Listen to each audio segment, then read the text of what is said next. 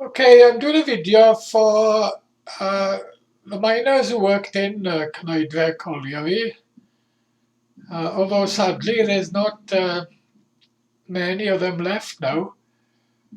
And the sad thing is that a lot of us lose contact. We don't see one another, we don't hear about one another, and it's weeks or months down the line.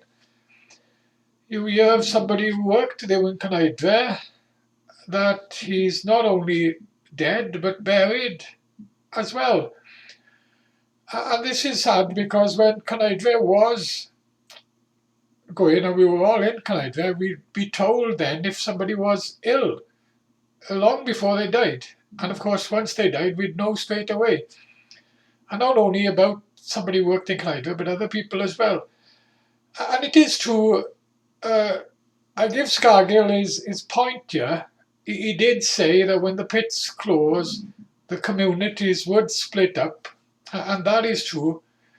And of course, a lot of miners, like myself, have landed up having a divorce because with no money coming in through the door, the love goes out to the window. Anyway, I thought I'd do you all a video. Now, not many miners have got computers, and not many miners will see this video. But they can tell other miners, oh, they seen me on the video on YouTube then. Because I enjoy doing videos since I started being filmed back in 2005 when BBC One first came out to film me, and Sian Lloyd, who reads the news, the blonde newsreader, came to my house. I enjoyed that so much that made me do more filming because Channel 4 came in and Channel 5 and Virgin One. And last year, they came out from Canada to film me. Of course, my brothers living in the village and my friends didn't believe me until they saw them coming out. And what I do now, I do a lot of filming myself on YouTube, and mostly about my books, because I got books out. It helps sell my books, and you can just look at my other videos on here to see what they're about. So I'll do a video today about Cynheidre, the miners, and well, I'll head it Cynheidre coal miners in the hope that all of you will see it, because a few things I want you to let you know. Of course, I'm doing a video about me, because if I do about other miners, I'll be all day. And also if I do about miners who I know have just died and so forth, there's so many gone now, you know, and it's sad to see it, but you know, we're all getting old. I'm 62 now, we are getting older, you see. Anyway, what I want to say about this video is that a lot of miners don't know that I have now moved and I live here in Drevach, just by Tumble. You got Tumble, Cumau and Drevach. And there's a lot of miners, well, ex-miners living around me. Well, I say a lot, there's not many left. And my brother Spencer, who was a mechanic in Cynheidre, is now living in Croissants. Now, the reason Spencer and I decided to move from Pontiets was because Pontiets had changed so much. Like I said, a lot of the miners working there had gone. So many English people came to the village.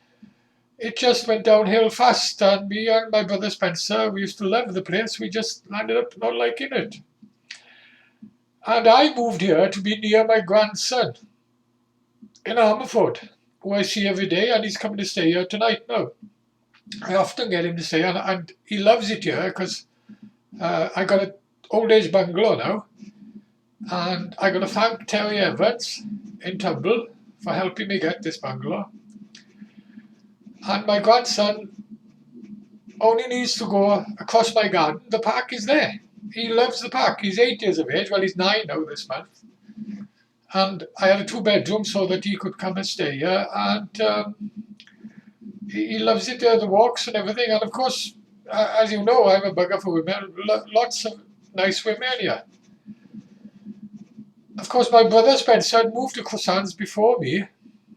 And the talk is that I had moved here to be near my brother Spencer. Well, no, I wanted to move up this way anyway. My first choice of bungalow was in Armford, to be by my grandson and my daughter, who I see all the time. And then Croissants, but there's only 18 bungalows in Croissants, and there's 72 here. So I was offered one here. Anyway, that's that out of the way. I want to correct one or two things as well, because our ex-union man, Phil Cullen, he's pretty popular on the internet. You'll see the blogs he does. And he's done a blog about me. And I thank him for that. I like old Phil, you know what I mean? I've always got on good with him. I used to see him a lot in Pontiats, coming to his father-in-law, who lived nearby me, Howard Jones.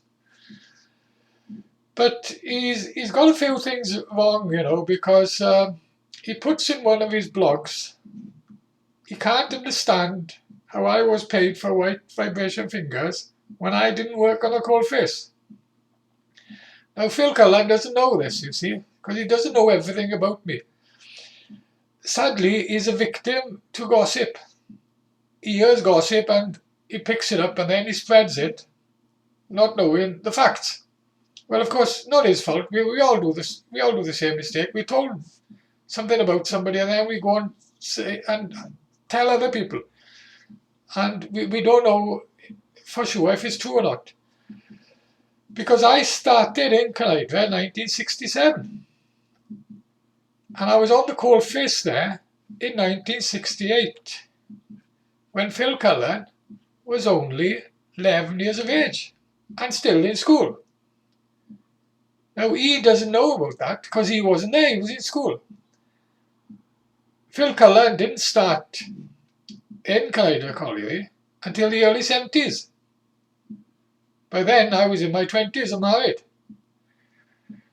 And I was still on the coalface then.